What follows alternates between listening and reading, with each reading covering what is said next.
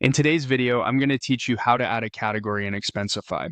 We'll walk through creating an expense and selecting the right category so your records stay organized and easy to report. Start on the Expensify home screen. From the left-hand menu, open Reports. This is where expenses live and where you'll create new ones. At the top, select Create, then choose Create Expense. You'll see options for how to add your expense. If you have a receipt, pick Scan.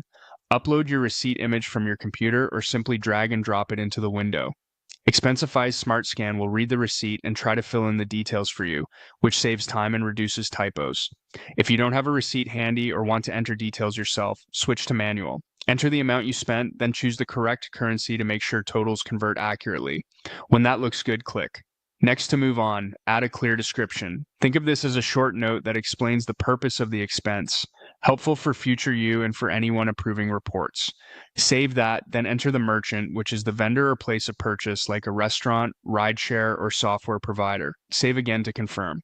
Now, let's add the category. Choose category and you'll open the category picker. You can search by typing a keyword, which is the fastest way if you already know the name.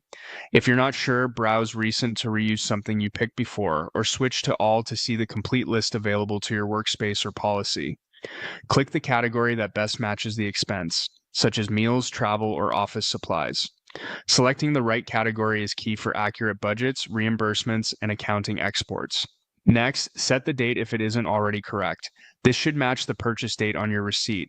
Toggle reimbursable on or off depending on whether you're expecting to be paid back.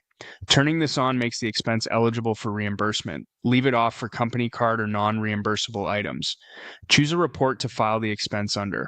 If you already have an open report for this period or trip, add it there to keep everything together. With your details reviewed, amount, currency, description, merchant, category, date, reimbursable status, and report, click Create Expense to save it. That's it. You've created an expense and added a category in Expensify.